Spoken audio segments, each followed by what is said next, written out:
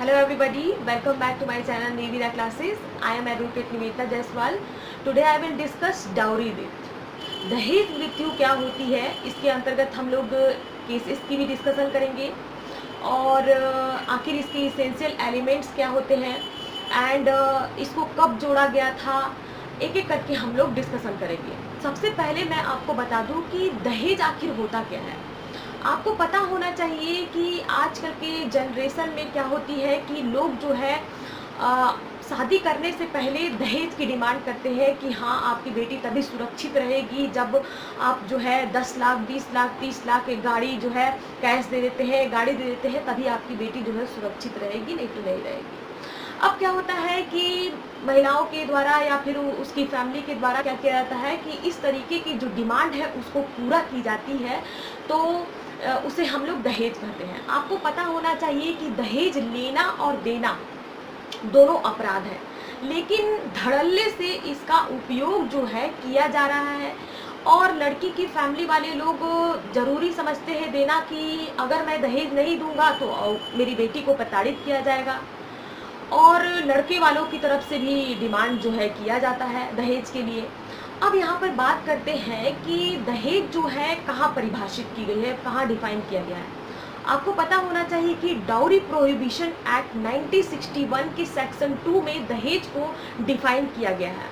आपको मैं बता दूं कि 19th सेंचुरी में दहेज की मांग जो है बहुत ज़्यादा बढ़ रही थी, और दहेज की मांग के साथ साथ क्या क्या होता था कि महिलाओं की मृत्यु भी हो जाती थी। जैसे कि फॉर एग्जांपल कि अगर कोई पड़ोस में जो है किसी भी महिला की, किसी भी पुरुष की अगर शादी होती थी और अगर वो महिला जो है 30-40 लाख रुपया कैश और एक गाड़ी लेके आती थी, तो अपने यहाँ पर बहुओं को प्रताड़ित किया जाता था कि तू क्या लेके आई है, तू तो 5 लाख रुपया में अपनी ज़िंदगी को यहीं पे बिता रही है, पूरी ज़िंदगी भर यहीं रहेगी, ज़िंदगी भर यहीं खाएगी। और वो महिला जो है इतनी प्रताड़ित हो जाती है, इतनी उसके साथ में क्रूएलिटी की जाती है, उसके पति और उसके रिश्तेदारों के द्वारा इतना उसके साथ में हरासमेंट किया जाता है कि वो महिला या तो आत्मदाह कर लेती है या तो पंखे से लटक के अपनी जान दे देती है। तो यहाँ पर बात करेंगे कि जैसे कि पहले क्या था कि इंडियन पीनल कोड 1860 में इंडियन पीनल कोड की स्थापना की गई थी, लेकिन क्या था कि इंडियन पीनल कोड में डाउरी डेथ जैसा प्रावधान नहीं था। आप क्या होते थे कि बहुत सारे दहेज की मृत्यु हो जाती थी, तो इसीलिए इंडियन पीनल कोड में अमेंडमेंट किया गया आपराधिक विधि संशोधन अधिनियम 1986 के अंतर्गत जो संख्या 43 है उसके अंतर्गत 304B को जोड़ी गई, जो डील करता है डाउरी डेथ। 304B जो डील करता है दहेज मृत्यु।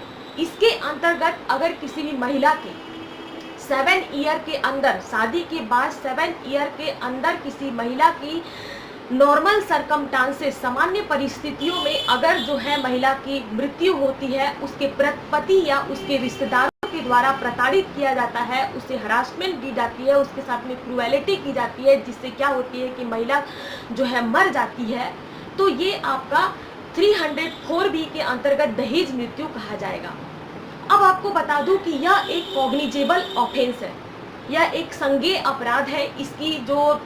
इसका जो विचारण है, इसका जो कार्रवाई है वो सत्र न्यायालय में सेशन कोर्ट में चलता है, और यह नॉन बेलेबल ऑफेंस होता है, और इसके अंतर्गत कोई भी दोषी पाया जाता है तो 7 ईयर की जेल नहीं तो लाइफ इम्प्रिजनमेंट तक की आपको सजा का प्रावधान किया जाएगा।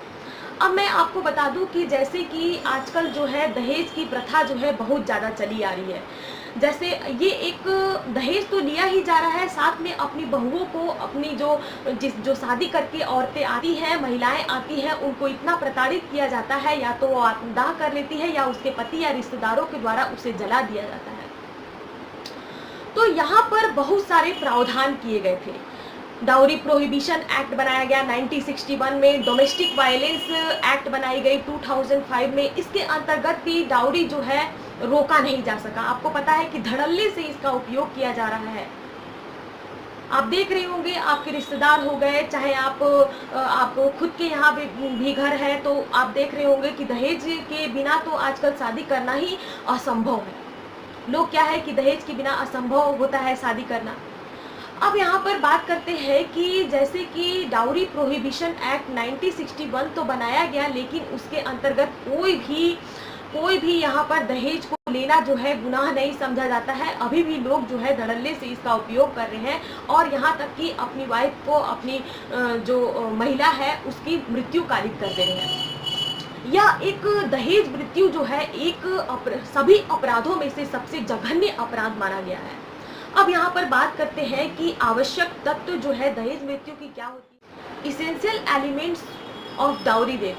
फर्स्ट इसेंशियल एलिमेंट्स है कि मृतिका की मृत्यु के ठीक पहले जो है दहेज की मांग के लिए उसके साथ में हरासमेंट या क्रूएलिटी करना। एंड सेकंड इसेंशियल एलिमेंट्स है आपका कि मृतिका की मृत्यु जो है शादी के 7 ईयर के अंदर घटित हुई है। अब यहाँ पर थर्ड जो इसेंशियल एलिमेंट्स है कि दहेज की मांग के लिए उस मृतिका के साथ में क्रूएलिटी या फिर कह सकते हैं हरासमेंट उसके पति या उसके नातोदारों के द्वारा किया गया हो। फोर्थ इसेंशियल एलिमेंट्स है कि वह मृतिका की मृत्यु जो है जलने से हुई हो या फिर आत्मदाह करने से हुई हो। एंड फिफ्थ इसेंशियल एलिमेंट्स है यहाँ पर किसी भी व्यक्ति को दोषी ठहराए जाने से पूर्व इंडियन कॉन्स्टिट्यूशन के आर्टिकल 20 के अंतर्गत उसे संरक्षण प्राप्त होगा कि जब तक कोई भी व्यक्ति जो है दोषी नहीं पाया जाता है तब तक उसे निर्दोष ही समझा जाएगा।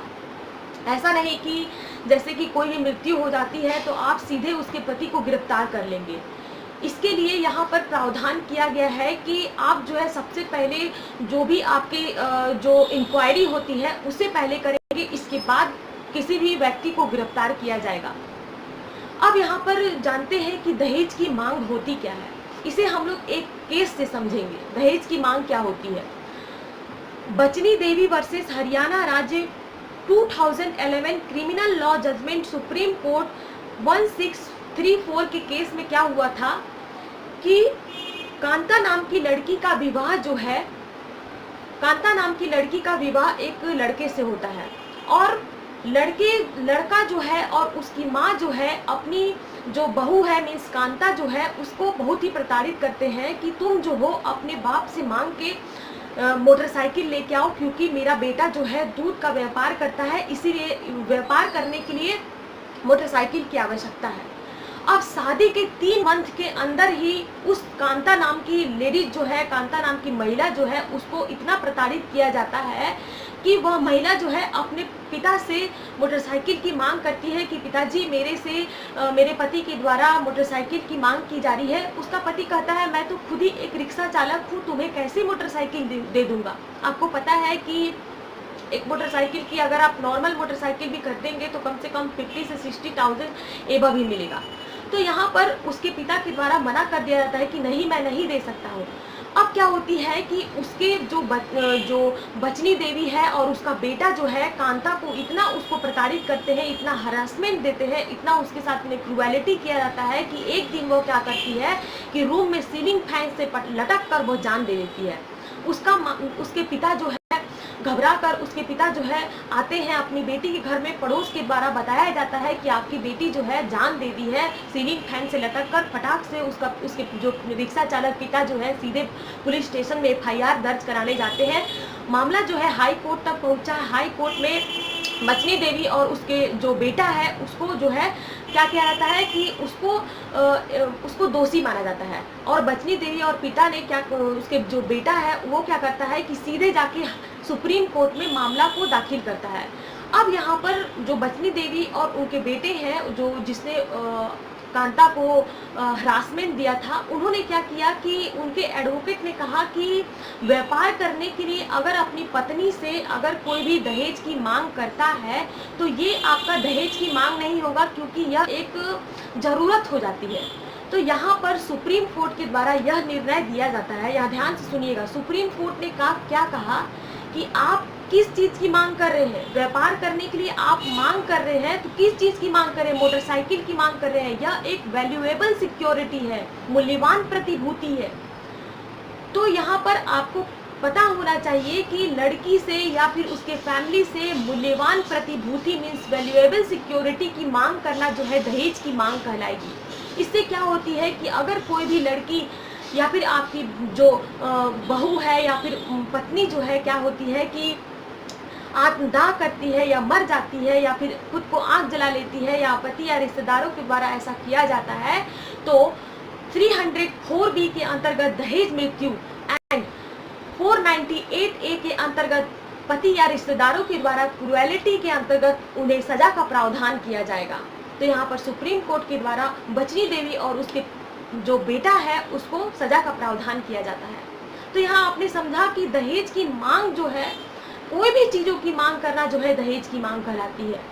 अब यहाँ पर एक चीज और हम लोग डिस्कशन कर लेते हैं, सून बिफोर डेट क्या होता है कि किसी मृतिका की मरने से पहले किसी व्यक्ति के द्वारा, किसी व्यक्ति मीन्स कि उसके पति हो जाते हैं या पति के रिश्तेदारों के द्वारा दहेज की मांग के लिए अपनी पत्नी को क्रुएलिटी करना या फिर उसे प्रताड़ित करना ही आपका जो है, और उस जो है प्रताड़ित करने से वो महिला जो है मर जाती है या फिर उसको आत्मदाह करने पर मजबूर कर दिया जाता है या फिर उसे जला दिया जाता है या फिर वो आत्महत्या कमिट कर लेती है, सुसाइड कमिट कर लेती है, तो ये आपका हो जाएगा सून बिफोर डेट कहलाएगा। यहाँ आपने समझा कि डाउरी डेट क्या होती है, इसके इसेंशियल एलिमेंट्स क्या होते हैं। तो आज के लिए बस इतना ही। कल हम लोग 498A पर डिस्कशन करेंगे। Till then bye bye.